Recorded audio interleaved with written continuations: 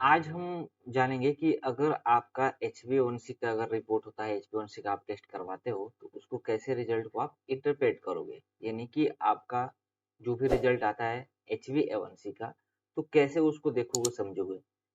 Suppose that आप मान लो कि आपका ये रिपोर्ट है HbA1c यानी कि ग्लाइकेटेड हीमोग्लोबिन का, और आपका रिजल्ट है 6.5, जो कि नॉर्मल रेंजेस होना चाहिए। 4 से लेके 5.6 तक अगर आता है तो नॉर्मल माना जाता है, यानी कि आपका जो HbA1c है, जो ग्लूकोज का जो रेशियो है वो नॉर्मल है। क्योंकि HbA1c से हम क्या पता करते हैं, पिछले 3 महीने का आपका जो शुगर है, वह शुगर का जो रेशियो है वह हम HbA1c से पता करते हैं। और HbA1c के आधार पे आप एस्टिमेटेड एवरेज ग्लूकोज भी पता कर सकते हो कि पिछले 3 महीने में, पिछले 90 डेज में आपका जो शुगर है एवरेज कितना रहा है आपके बॉडी के अंदर। जैसे आप देख सकते हैं, आप 6.5 HbA1c है, तो उसके आधार पे जो एवरेज, जो एस्टिमेटेड एवरेज ग्लूकोज होगा यानी शुगर होगा 139.85 mg पर डेसीलीटर। ये कंटिन्यू शुगर आपके शरीर में इतना रहा है। तो ये हर एक लैब के रिपोर्ट में ये आपको आ जाता है। अब यहाँ पर देखने वाली बात ये है कि इस पेशेंट का जो रिपोर्ट है वो 6.5 है। नॉर्मल रेंज कितना है, 4 से लेके 5.6।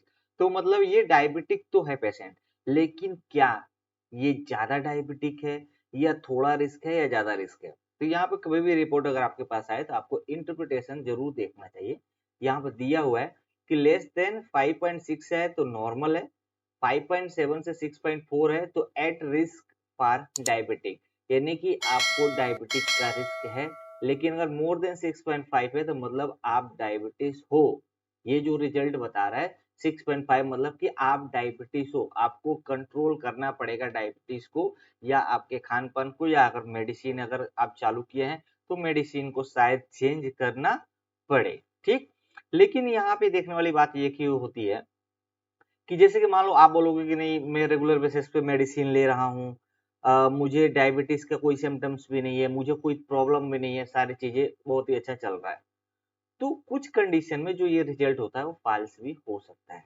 तो ऐसा कौन सा रीजन होता है, तो उसमें सबसे पहला आप जो देखोगे ना, अगर कोई व्यक्ति किडनी का व्यक्ति है, जिसको किडनी का ट्रीटमेंट चल रहा है, तो वह HbA1c के रिजल्ट को इफेक्ट करता है। उसका जो मेडिसिन चलता है, या किडनी आपका प्रॉब्लम है, किडनी में कोई ना कोई दिक्कत है, तो वह आपके रिपोर्ट को क्या करता है, इफेक्ट करता है।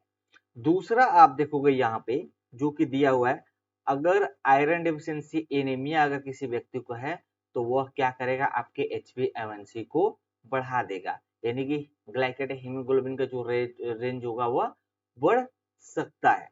ठीक है। तो आपको ये भी देखना होता है, कुछ कंडीशन में हल्का सा फॉल्स हो सकता है, लेकिन ये जो रिपोर्ट होता है बहुत ही एक्यूरेट आता है। ठीक।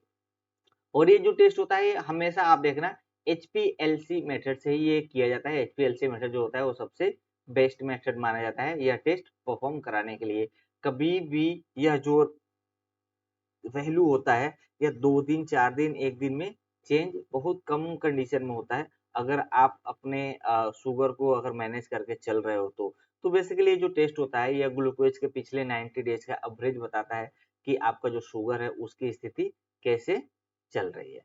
तो उम्मीद करता हूँ आपको समझ में आया होगा वीडियो। अगर कुछ डाउट होगा तो नीचे जरूर कमेंट करना, मैं सारे कमेंट का आंसर देने की पूरी कोशिश करूंगा।